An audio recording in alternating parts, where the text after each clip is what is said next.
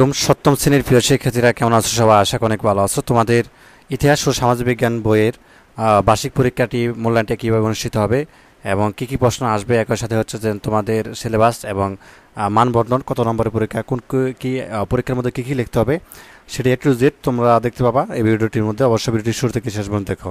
তো শুরুতে হচ্ছে পাঠ্যসূচি দেখো, মানে সিলেবাসটা। তো সিলেবাসের জন্য তোমাদের এই 5টি অভিজ্ঞতা পড়তে হবে, ঠিক আছে? যেমন বাংলা অঞ্চল ও স্বাধীন বাংলাদেশ, অর্থনৈতিক ইতিহাসের সন্ধান, এটা পড়বা।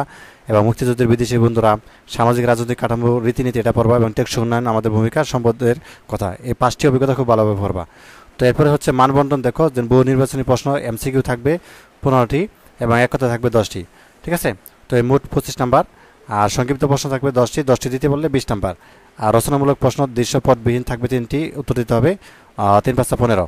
আর রচনামূলক প্রশ্ন দৃশ্যপট নির্ভর 5টি, উত্তর দিতে হবে 5 40। এভাবে পরীক্ষাটি অনুষ্ঠিত হবে। এখন সরাসরি একটা প্রশ্ন দেখাই। তো এটা একটা নমুনা প্রশ্ন, হুবহু এটা ব্যবহার করা যাবে না বার্ষিক পরীক্ষায়। তো ইতিহাস সমাজবিজ্ঞান সপ্তম শ্রেণীর জন্য বহু নির্বাচনী প্রশ্ন প্রথমে 15টি থাকবে, ঠিক আছে? 15টি তোমাকে হচ্ছে MCQ আনসার করতে হবে এবং এরপরে হচ্ছে এক কথায় উত্তর দিতে হবে 10টি, ঠিক আছে? 1 থেকে 10টি উত্তর দিতে পারলে তুমি হচ্ছে 10 নাম্বার পাবা। এরপরে হচ্ছে সংক্ষিপ্ত প্রশ্ন 10টি উত্তর দিতে পারলে 2 নাম্বার করে প্রত্যেকটাই, একটা প্রশ্নে তো 20 নাম্বার পাবা। তো এরপরে হচ্ছে ক বিভাগ, রচনামূলক প্রশ্ন থাকবে। তো এখানে যদিও 3টাতে আছে 5টা প্রশ্ন থাকবে, সেখান থেকে আসলে 3টি উত্তর দিতে হবে, 3 5 15। আর খ বিভাগে থাকবে উদ্দীপকের আলোকে, মানে সৃজনশীল থাকবে, উদ্দীপকের আলোকে তোমাকে ক এবং খ উত্তর দিতে হবে। এরকম হচ্ছে 7টি প্রশ্ন দেওয়া থাকবে। তো 7টি থেকে তোমাকে হচ্ছে 5টি উত্তর করতে হবে, ঠিক আছে?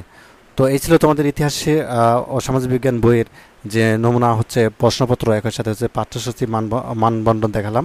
তো ধন্যবাদ সবাইকে ভিডিওটি দেখার জন্য। আল্লাহ হাফেজ।